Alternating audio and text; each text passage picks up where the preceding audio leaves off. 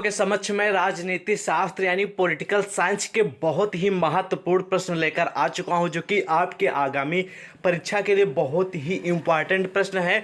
तो सारे प्रश्न आप अच्छे से समझ के जाते हैं और उसका आंसर पढ़ के जाते हैं तो गारंटी 100% की है कि आपको काफ़ी मदद मिलेगी। काफ़ी क्वेश्चन ऐसे आपको देखने को मिलेंगे जो आज की इस वीडियो के अंतर्गत हम आपको बताने वाले हैं। तो एक काम आप जरूर करिएगा, वीडियो को लास्ट तक देखते रहिएगा और सारे क्वेश्चन को आप लोग समझ लीजिएगा। मैं गारंटी के साथ कहता हूँ आपको काफ़ी मदद मिलेगी, क्योंकि पिछले कई सालों से कई सारे मॉडल पेपर मैं आपको लगातार प्रोवाइड कर रहा हूं और आप लोगों को काफ़ी सफलता भी मिली है। और अभी भी जिन भी छात्रों की परीक्षाएं हुई हैं उनके भी बहुत सारे मॉडल पेपर प्रोवाइड किया हूं, तो उसमें काफ़ी क्वेश्चन फंसे भी हैं। तो चलिए बिना देरी के वीडियो में आगे बढ़ते हैं। नमस्कार दोस्तों, मैं संदीप, स्वागत है आप सभी का आपके अपने चैनल सक्सेस ट्यूब पर, जो आपका भरोसेमंद चैनल है। इसको सब्सक्राइब जरूर कर लीजिएगा। आज की इस वीडियो में बात करेंगे वे फर्स्ट ईयर के जो छात्र हैं जिनका सब्जेक्ट राजनीति शास्त्र है, उनके लिए मोस्ट इंपॉर्टेंट क्वेश्चन है ये। सेकेंड ईयर और थर्ड ईयर वाले भी छात्र देख सकते हैं जिनका सब्जेक्ट राजनीति शास्त्र है, ठीक है, क्योंकि लिखित परीक्षाएं होने वाली तो लगभग सिमिलरिटी है, ये ध्यान में बात रखिएगा आप लोग, ठीक है। प्यारे स्टूडेंट, पहला क्वेश्चन है कि चौरी चौरा कांड क्या है, इसके बारे में लिखिए। तो आप लोगों को ये जो घटना हुई थी इसके बारे में अच्छी तरह से आप लोगों को मालूम ही होगा, क्योंकि ये आप लोग शायद 10th या 12th से ही पढ़ते आ रहे हैं, अब तो बीए में आ गए हैं। फिलहाल ये क्वेश्चन मोस्ट और टॉप लेवल का है। 10 बार एग्जाम हुए हैं, 10 बार परीक्षाएं हुई, तो 9 बार ये क्वेश्चन पूछा गया, यानी क्वेश्चन टॉप और महत्वपूर्ण लेवल का है।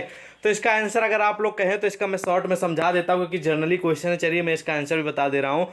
देखिए यहाँ पर लिखा है कि चौरी चौरा कांड किस सन में हुआ था और कब हुआ था। तो चौरी चौरा कांड 4 फरवरी 1922 को हुआ था। याद रखिएगा, 4 फरवरी 1922 के अगर आपकी परीक्षा में क्वेश्चन आ गया तो यही लिखना है, ठीक है, कि 4 फरवरी 1922 को ब्रिटिश भारत में संयुक्त राज्य के गोरखपुर जिले, ध्यान रखिएगा, उत्तर प्रदेश के गोरखपुर जिले के चौरी चौरा में हुई थी, जब असहयोग आंदोलन में भाग लेने वाले ठीक है प्रदर्शनकारियों का एक बड़ा समूह पुलिस के साथ भिड़ गया था। याद रखिएगा, जब चौरी चौरा कांड में हुई थी, जब ये असहयोग आंदोलन जब चल रहा था, गांधी द्वारा जो चलाया गया था, ठीक है, उसमें प्रदर्शनियों का, ठीक है, प्रदर्शनकारियों का एक बड़ा समूह पुलिस के साथ भिड़ गया था।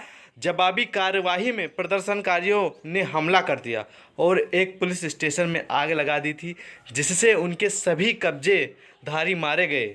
इस घटना के कारण 3 नागरिकों को, ठीक है, और 22 पुलिसकर्मियों की मृत्यु हो गई थी, देहांत हो गया था, ठीक है।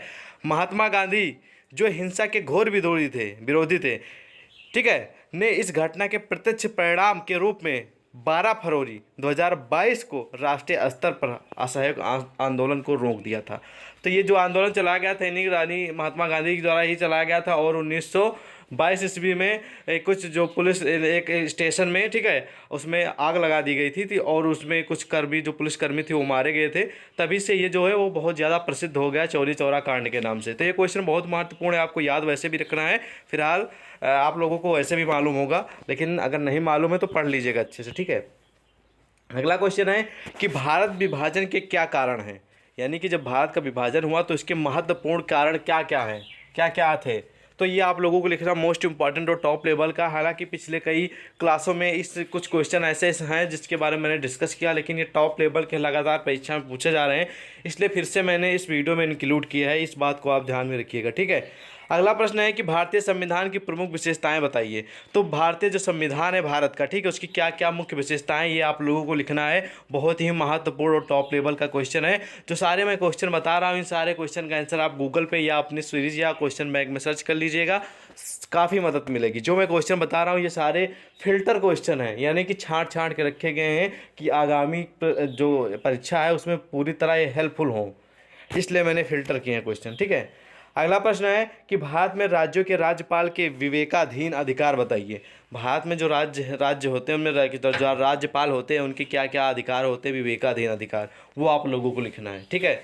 ये मोस्ट इंपॉर्टेंट क्वेश्चन है। अगला क्वेश्चन है कि सर्वोच्च न्यायालय की शक्तियाँ बताइए, यानी कि जो सर्वोच्च न्यायालय होता है, जैसे हाई कोर्ट आप लोग बोलते हैं, ठीक है, उच्च न्यायालय, उसी तरह सर्वोच्च न्यायालय की क्या शक्तियाँ हैं, वो आप पावर ऑफ सुप्रीम कोर्ट, यानी कि सर्वोच्च न्यायालय, ठीक है, याद रखिएगा, मोस्ट इंपॉर्टेंट क्वेश्चन है। ओके, चलिए हम बढ़ते हैं अगले क्वेश्चन की ओर। अगला क्वेश्चन है कि राज्य विधान मंडल का गठन कैसे होता है, इसके बारे में लिखना है। तो मोस्ट इंपॉर्टेंट क्वेश्चन है, आप लोगों को इसके बारे में वैसे भी मालूम होना चाहिए, तो पढ़ लीजिएगा। ये भी टॉप लेवल का क्वेश्चन है, आगामी परीक्षा के लिए पूरी तरह हेल्पफुल क्वेश्चन है, ठीक है। अगला प्रश्न है कि भारतीय नागरिकता प्राप्त करने के उपाय क्या हैं, यानी कि भारत में अगर नागरिकता आप लोगों को लेनी है तो उसके क्या क्या उपाय हैं वो लिखना है। बहुत ही महत्वपूर्ण क्वेश्चन है, इसको पढ़ के जरूर जाइएगा, परीक्षा में आने के बहुत ज़्यादा चांस है इस क्वेश्चन के, ठीक है। अगला प्रश्न है कि भारतीय प्रधानमंत्री की शक्तियाँ बताइए, यानी कि power of Indian prime minister. तो प्रधानमंत्री की क्या क्या पावर हैं, क्या क्या शक्तियाँ हैं, वो आप लोगों को लिखनी है। मोस्ट और टॉप लेवल का क्वेश्चन है, याद रखिएगा। ये कंपटीशन एग्जाम के लिए भी जो छात्र तैयारी कर रहे हैं उनके भी लिए इम्पॉर्टेंट है। तो फिलहाल राजनीति शास्त्र का तो क्वेश्चन है ही, उसमें तो पूछा ही जाएगा, इस बात को ध्यान में रखिएगा, ठीक है। इंपॉर्टेंट क्वेश्चन ये भी है।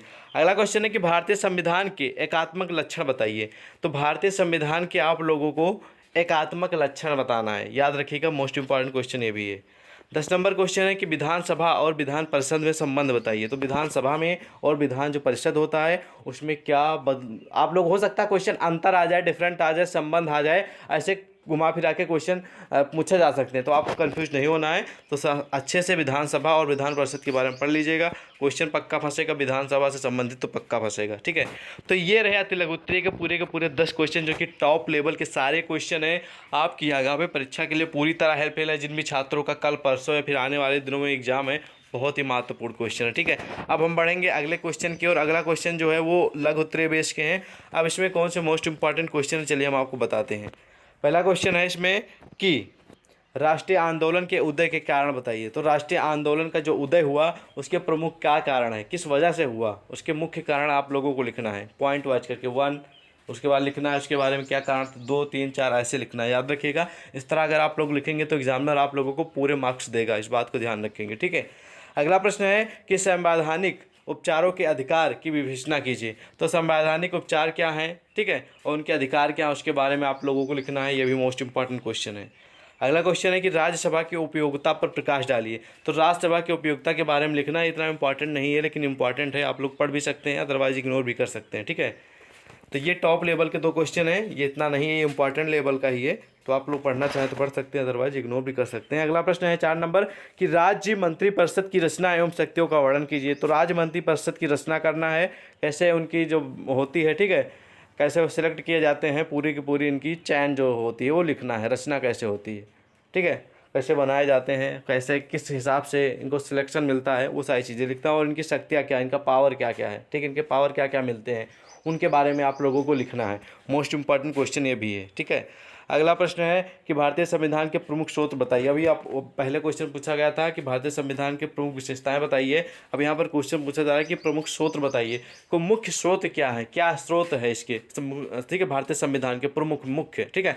मोस्ट इंपॉर्टेंट क्वेश्चन ये भी है, जो मैं आपको विशेषता और ये स्रोत में से एक क्वेश्चन, इसमें से 99% चांस है कि आपकी परीक्षा में पूछा जाएगा, ठीक है। आप लोग जब परीक्षा होगी तो खुद ही देख लेंगे, ठीक है, ओके। अगला प्रश्न है दीर्घ उत्तरीय। मैं आपको बता दूं जो लघु उत्तरीय क्वेश्चन है इनका आंसर आप लोगों को 200 शब्द में कम से कम देना है। प्रत्येक क्वेश्चन के 5 या 7 नंबर मिलते हैं अलग अलग यूनिवर्सिटियों के हिसाब से, ये बात ध्यान में रखिएगा, ठीक है। दीर्घ उत्तरीय में आप लोगों को यानी विस्तृत उत्तरीय में 5 शब्दों में आंसर लिखना होता है। प्रत्येक क्वेश्चन के आप लोगों को 10 या 15 नंबर दिए जाते हैं, ये भी यूनिवर्सिटी के ऊपर डिपेंड करता है, ठीक है। तो इसमें 4 या 5 क्वेश्चन पूछे जाते हैं, जिसमें से सिर्फ 2 क्वेश्चन का आंसर देना होता है, याद रखिएगा, ठीक है। पहला प्रश्न है दीर्घ उत्तरीय में कि भारतीय स्वतंत्रता आंदोलन में उदारवादी विचारधारा के योगदान का आलोचनात्मक मूल्यांकन कीजिए। तो ये सारे विस्तृत लेवल के क्वेश्चन हैं, यानी इनको आप लोगों को डिस्क्राइब करके कम से कम 3 से 4 पेजों में आप लोगों को लिखना है, याद रखिएगा, ठीक है। भारतीय स्वतंत्रता आंदोलन में उदारवादी जो विचारधारा के योगदान का आलोचनात्मक मूल्यांकन करना है, ठीक है, ये इंपॉर्टेंट क्वेश्चन है। अगला है कि भारत छोड़ो आंदोलन पर एक निबंध लिखिए। मैं आपको बता दूं 100% गारंटी के साथ कह रहा हूं, अगर इस क्वेश्चन को पढ़ लेंगे तो कोई भी आप लोगों को परीक्षा में पास होने से रोक नहीं पाएगा। ये क्वेश्चन टॉप लेवल का है, क्योंकि ये क्वेश्चन का आंसर आपके लघु उत्तरीय या फिर विस्तृत उत्तरीय में पूछा जाएगा। भारत छोड़ो आंदोलन से संबंधित, इसकी 100% मैं गारंटी ले रहा हूँ, ठीक है। ये क्वेश्चन आपकी परीक्षा में आएगा, ठीक है। अगला प्रश्न है कि राज्यसभा के गठन, ठीक है, और उसके अधिकारों का वर्णन कीजिए। तो राज्यसभा का गठन कैसे होता है, ठीक है, और उनके क्या क्या अधिकार होते हैं उसके बारे में आप लोगों को डिस्क्राइब करके लिखना है 500 शब्दों में। मोस्ट इंपॉर्टेंट और टॉप लेवल का क्वेश्चन ये भी है, ठीक है। प्रश्न है कि जिला न्यायालय के गठन एवं क्षेत्र अधिकार पर प्रकाश डालिए, यानी कि जिला न्यायालय का गठन कैसे होता है और उनका क्षेत्र में अधिकार कैसा होता है उसके बारे में लिखिए। पूरा डिस्क्राइब करके लिखना है कम से कम 400 से 500 शब्दों में, तभी पूरे नंबर आपको मिलने वाले हैं। तो ये भी मोस्ट इंपॉर्टेंट क्वेश्चन है। दीर्घ उत्तरीय में सिर्फ और सिर्फ आप लोगों को 4 क्वेश्चन दिए जाते हैं, सिर्फ और सिर्फ 2 का आंसर देना होता है जिसके बारे में आपको अधिक जानकारी हो। इस बात को ध्यान रखना है, ठीक है।